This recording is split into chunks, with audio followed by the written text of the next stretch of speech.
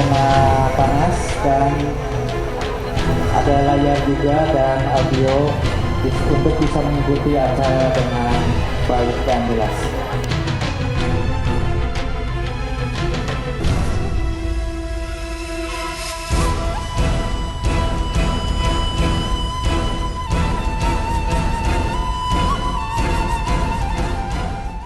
Hadirin jamaah rahimakumullah. Maka dan mengucapkan basmalah bersama-sama.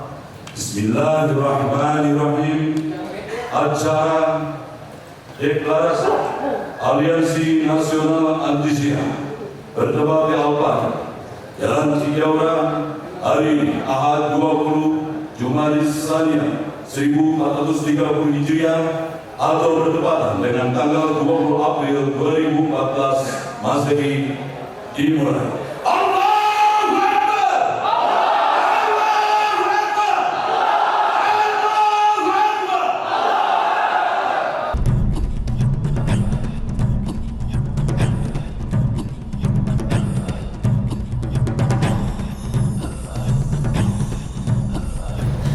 Dan kami ucapkan ahlan wa sahlan bagi para alim ulama.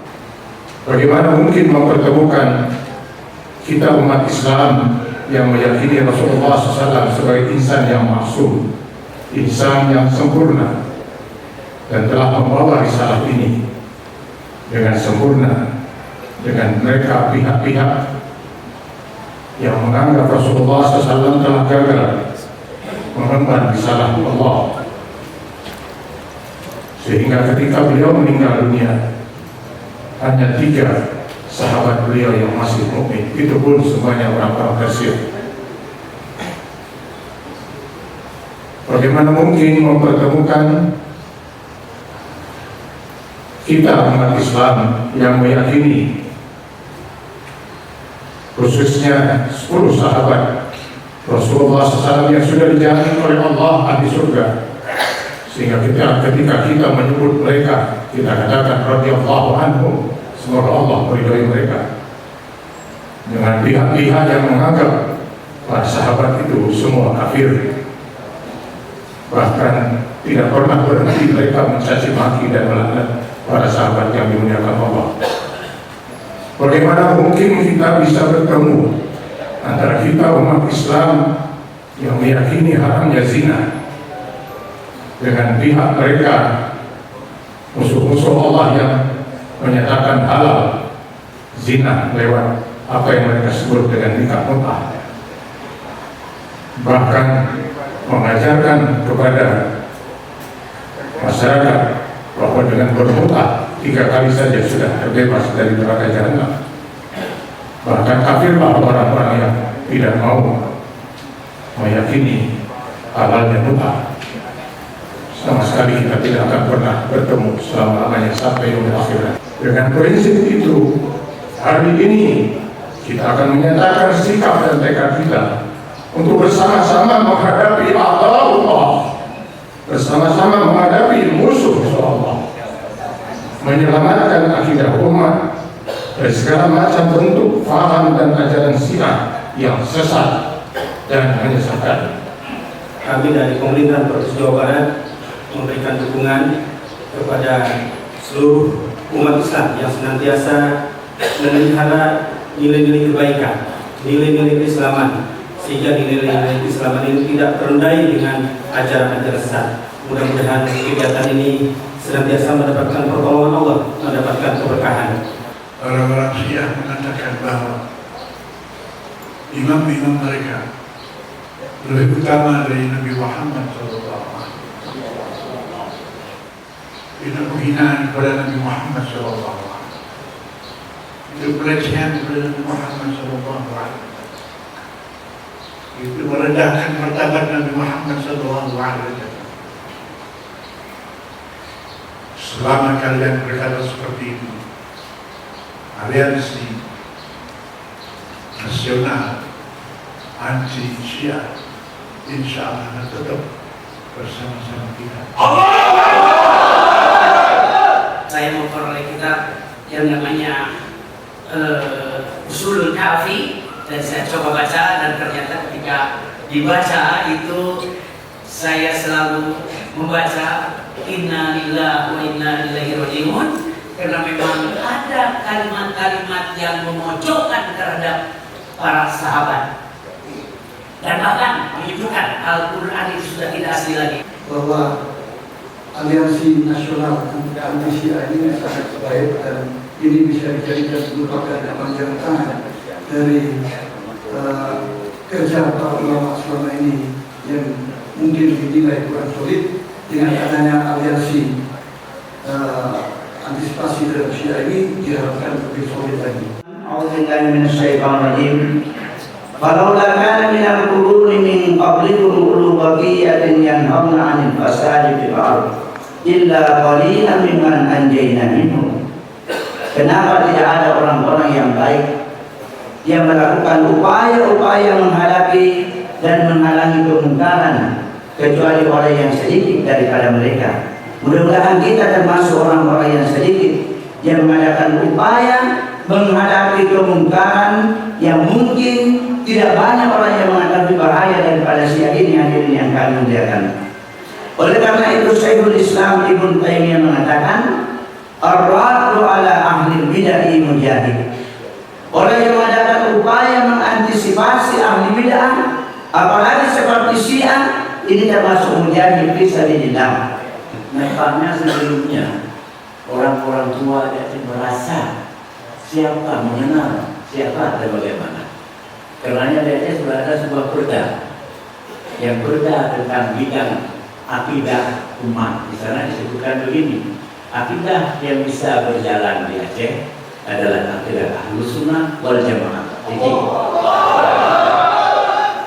Kemudian oleh para alim ulama melalui fatwanya dijelaskan lagi ada beberapa aliran di dalam Islam yang bukan Ahlus Sunnah wal Jamaah. Yang lain disebutkan begini: Syiah sesuai dengan ijma para ulama Sunni bukan bahagian daripada Sunnah Al-Sunnah, jadi di luar daripada itu. Oleh karena itu secara organisasi tidak boleh berdiri, secara perkumpulan tidak boleh diadakan apa-apa yang atas nama Syiah. Indonesia ini bumi Ahlus Sunnah wal Jamaah. Meskipun muslimin Indonesia terpecah dalam berbagai organisasi Islam, ada Nahdlatul Ulama, ada Muhammadiyah, ada Al-Irsyad, ada Rabithah, ada Persis, ada Mujahidin, dan lain-lainnya. Namun mereka adalah keluarga besar Ahlus Sunnah wal Jamaah, di mana Ahlus Sunnah wal Jamaah sangat menghormati dan mencintai pemimpin-pemimpin Islam. Para sahabat, istri-istri Rasulullah sangat kita cintai. Sikap kita Ahlus Sunnah wal Jamaah adalah siap berkorban apa saja, baik harta benda maupun jiwa raga kita untuk membela mereka. Namun, ma'asyarul hadirin wal hadirat, sebagaimana kita saksikan orang-orang dari Syiah yang menamakan dirinya ulama Syiah, atau saudara-saudara kita yang dikader di Iran, atau yang keluar dari pondok-pondok Syiah dimanapun, di Bandung, di Bangil, di mana-mana, mereka pulang ke daerahnya mencaci maki, memfitnah, bahkan mengkafirkan pemimpin-pemimpin Islam. Para sahabat dimuliakan, istri-istri Rasulullah dituduh yang tidak-tidak. Ada yang mungkin dapat maduragan, ditunjuk, dicoblos, kok lulus di sini? Kemana? Kemana? Mana strateginya? Apalagi kita tadi sudah dihukum oleh orang-orang kita di atas. Ini yang saya katakan kepada jiwa kita masing-masing. Mari kita kasih